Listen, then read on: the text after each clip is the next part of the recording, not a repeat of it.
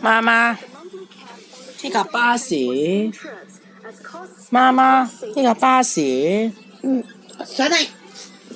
Hong Kong competition body most criminalizing bid rigging within this legislative year after the deadly typo blaze. And a missing climbing guy survives and crawls to base camp on Mount Everest after 6 days. Even his funeral rites have begun.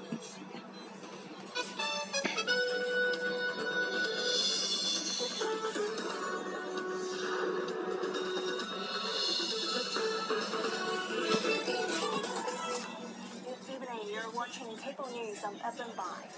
The government will now roll out a proposed cap of 240 subsidized trips monthly under the revised $2 transport subsidy scheme. 媽媽，呢架巴士八達通。媽媽，呢架城巴八達通。Writing on social media, Secretary for Labor and Welfare Chris Sun said that among the 2.7 million residents benefited from the scheme, only 450 passengers made over 240 trips per month, on average, between May last year and April. While about 22% of these frequent travelers were people with disabilities. Sun said implementing the 240-trip monthly cap would affect some people with disabilities who rely on public transport for medical checkups, rehabilitation services, and other daily necessities. It would also inevitably place a psychological burden on seniors. Deeming the plan not cost-effective, Sun said enforcing the cap would save a few $100,000 in public funds annually, but the required 16 updates would cost an estimated $30 million. Therefore, the government decided not to go ahead with the cap. The Competition Commission aims to criminalize bid rigging within this legislative year and to launch a surge in prices. 聽晚7月8下9上來台 New TV 變成 New TV News。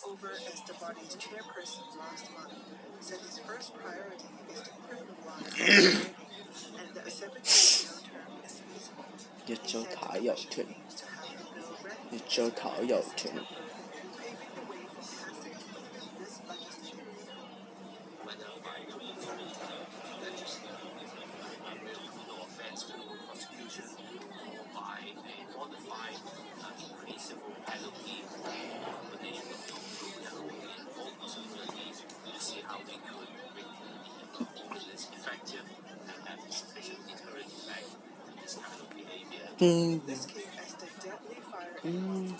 Yes.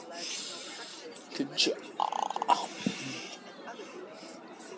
Good job. Good job.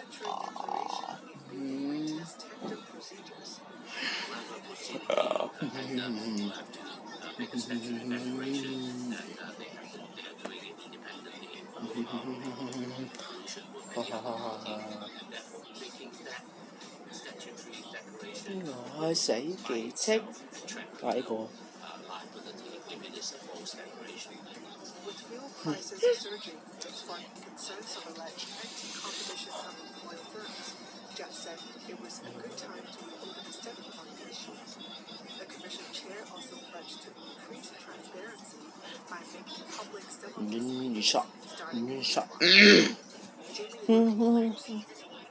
The government plans to adopt a single operator model for new public markets in a bid to revive the struggling sector, which recorded an operating deficit of $700 million in the last financial year. Quentin Yang has the story.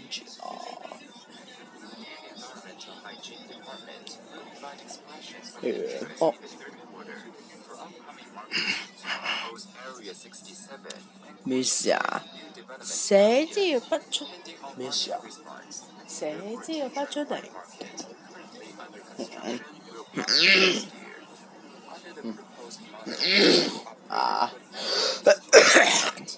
係咪寫資料不出嚟？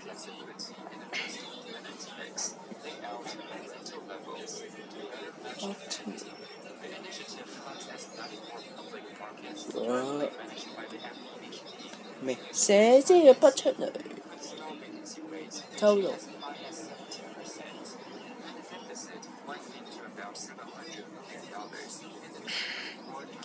financial year.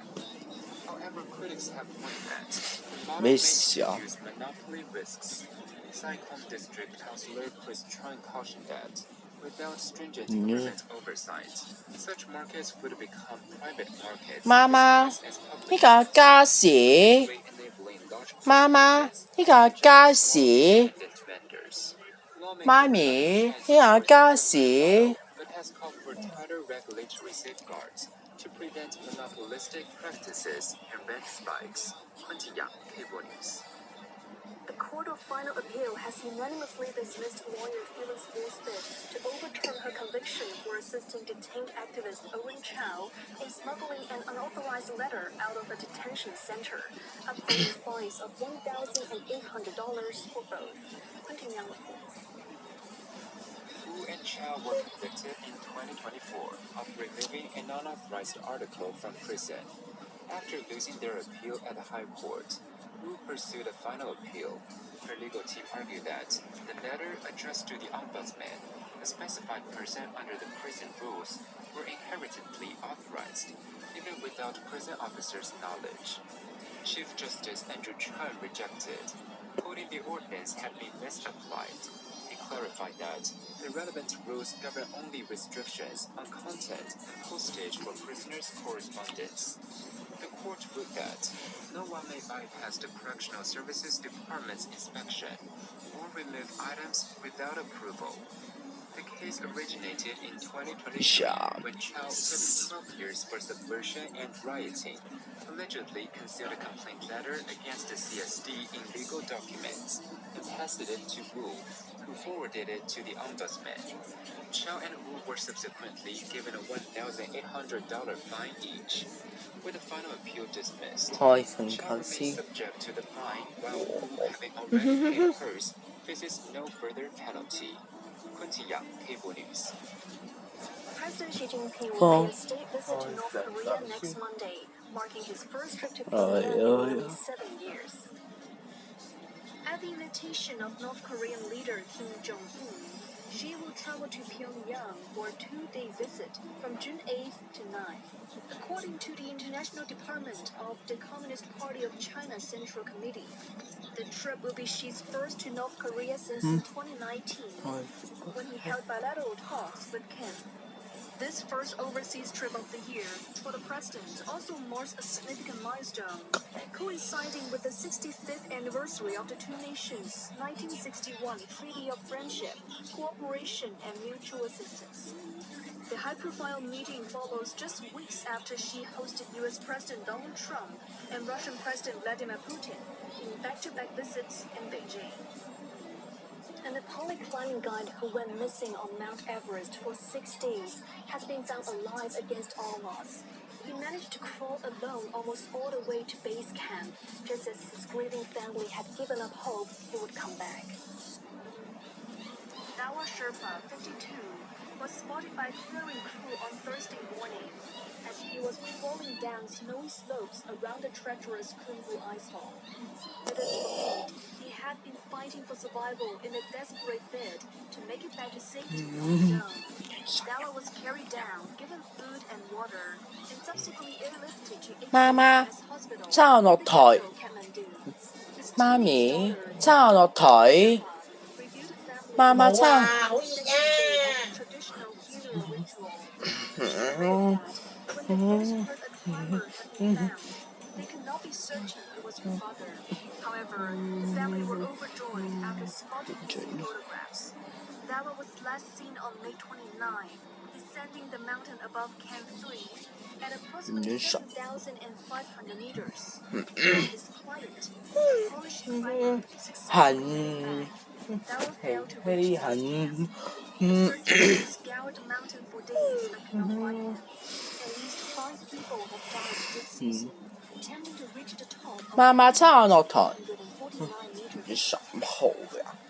Japan is looking to rebuild as many as 14 aging nuclear reactors before 2060 to ensure a stable supply of energy. This marks the first time Tokyo has set a numerical target for such plants since the 2011 Fukushima nuclear disaster. Jamie Liu has more. The proposal was presented to a policy meeting by Japan's Ministry of Economy, Trade and Industry. The plan is to rebuild 2 to 5 aging nuclear reactors by the 2040s and a total of 11 to 14 by the 2050s. This comes as Japan is expected to see more reactors reaching the operational lifespan of 60 years. There are now 24 reactors undergoing commissioning work at 11 nuclear power stations.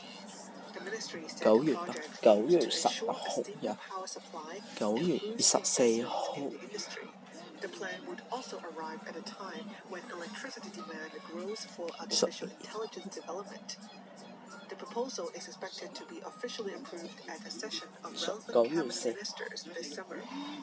Last year, Japan revised its electricity policy to maximize the use of nuclear power. The country aims to increase electricity sourced from nuclear power from 9.4% in 2024 to 20% by 2040. But with construction costs soaring globally, it remains uncertain if the nuclear plant rebuild project will proceed as the government hopes. Public trust in nuclear energy has yet to fully recover following safety concerns and recent controversies, including Chubu Electric's falsification of seismic risk assessment for its Hamaoka nuclear plant. Jamie Yuki with this. In Japan, bear attacks have resulted in 21 injuries and 4 deaths since April. In one case, the bear possibly escaped a premise by unlatching a window on his own. A bear attacked 2 men at a factory in Fukushima on Tuesday morning and went on to attack 2 more people elsewhere. The animal then holed up in a company office. Surrounded the building overnight to wait for a chance to shoot it with tranquilizer guns. However, the bear was spotted leaving through the gates at night. And the window was found open with a broken screen. Officials said it's likely the bear escaped by unlocking the window. Bear attacks were reported across at least 9 of Japan's 47 prefectures since April.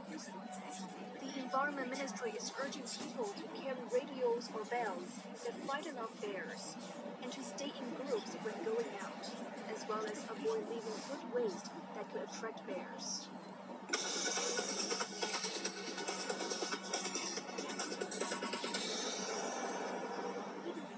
SpaceX, Elon Musk's rocket maker and artificial intelligence company, set a price for its initial public offering of $135 a share.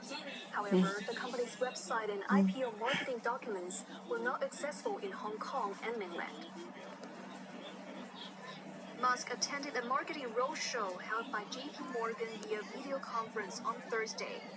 SpaceX aims to raise $75 billion in a deal that will value the company at $1.75 trillion.